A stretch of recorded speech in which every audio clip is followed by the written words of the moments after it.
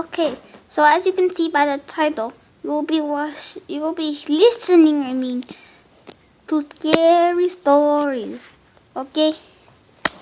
And warning, there is some blood guts. You won't see them, but you'll hear them. And they'll be disgusting, and the blood, yeah. But I'm sorry for that. So yeah, this will be split into 4 parts. So you just hear one story each part. Okay. Make sure to hit the like and subscribe. Make sure to hit the like button and the subscribe button. Okay? Oh yeah.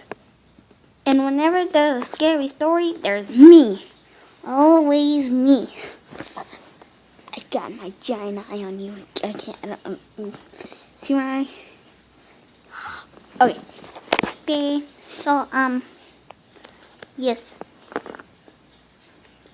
Yeah. See when. I don't know. Okay. Yeah. But yeah, there is some blood and guts, and it is super scary. So don't be with someone where it's dark. Okay. Especially not in the woods. Because if you're in the woods, you better get out of there before you listen to this. Okay. Yes. It's scary. Okay, enjoy the video.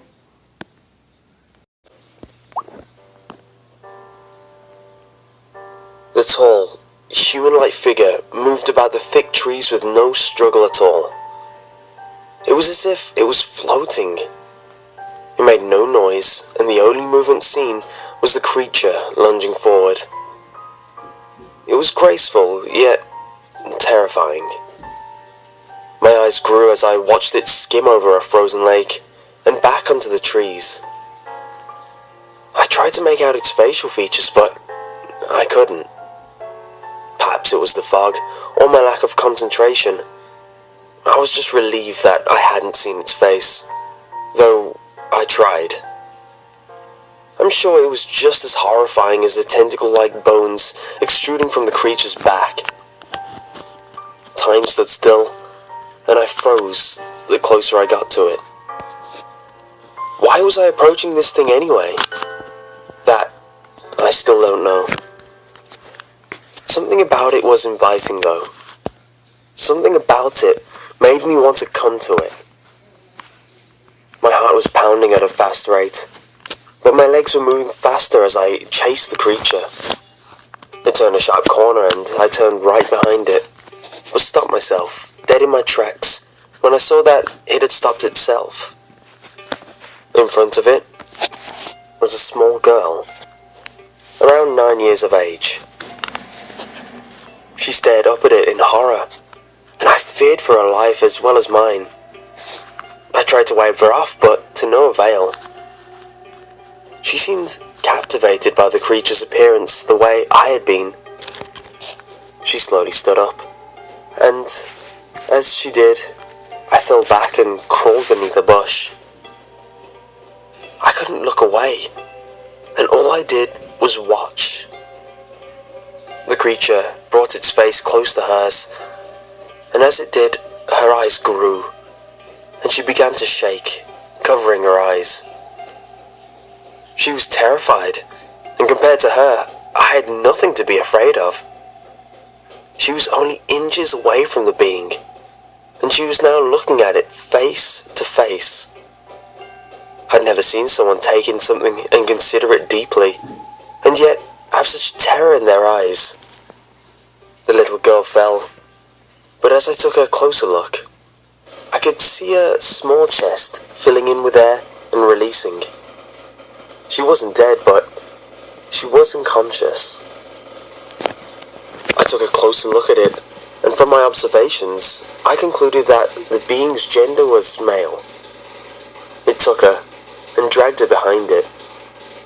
He was slowly creeping ahead this time, and I felt the need to follow. So of course I did so with no hesitation. I was at the point that I couldn't even think. After several minutes of following, he stopped at a clearing.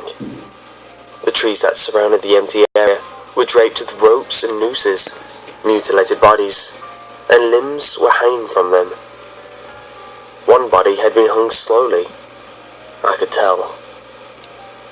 The fingers of what once looked remotely human had been clawing at its own throat, trying to break free from the noose. What was this? There had to be at least 30 murders committed here. I looked in terror at my surroundings.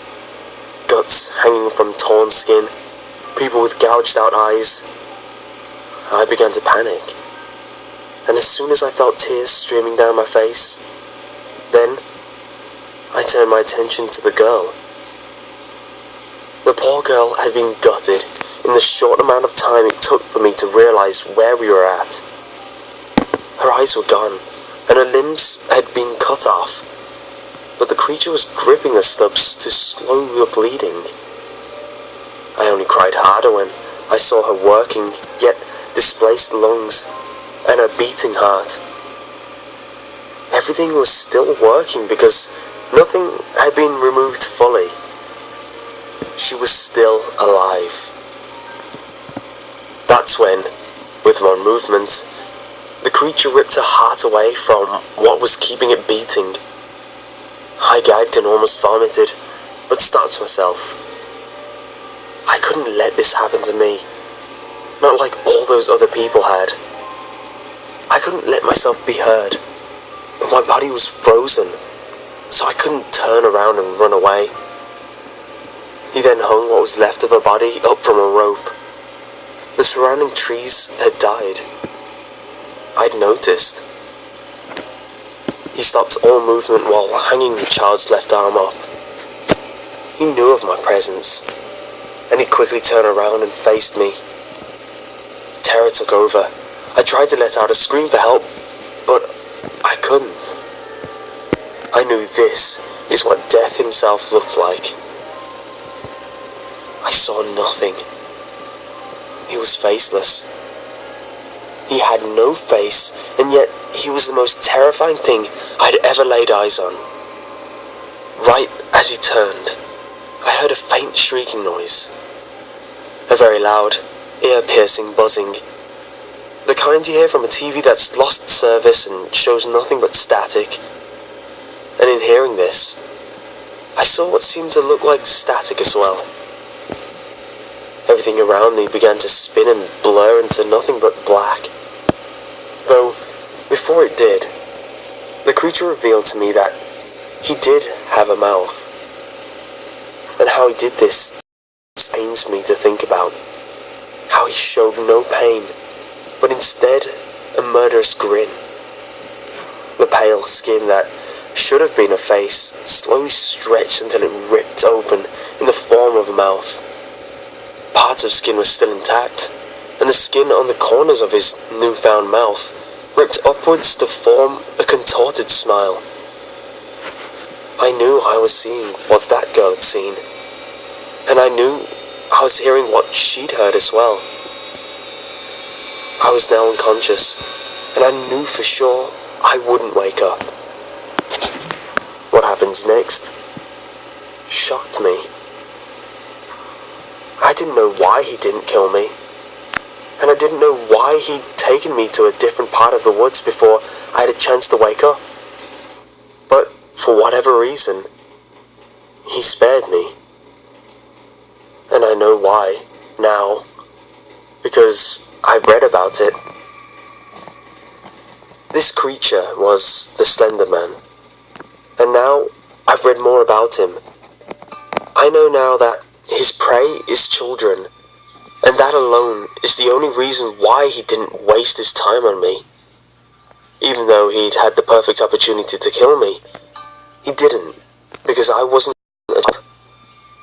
Maybe he simply gets a sick joy from murdering innocents, but I don't want to know, and you shouldn't want to either. I'd like for this to be the last time I ever talk about it, though it is the only time. Please be cautious, and for whatever reason you may have to go into the woods, don't.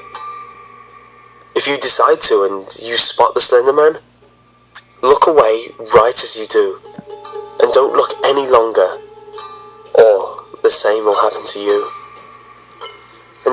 I hope you enjoyed the scary stories. Okay, my voice is changing a lot. I don't know why, but I hope you enjoyed it.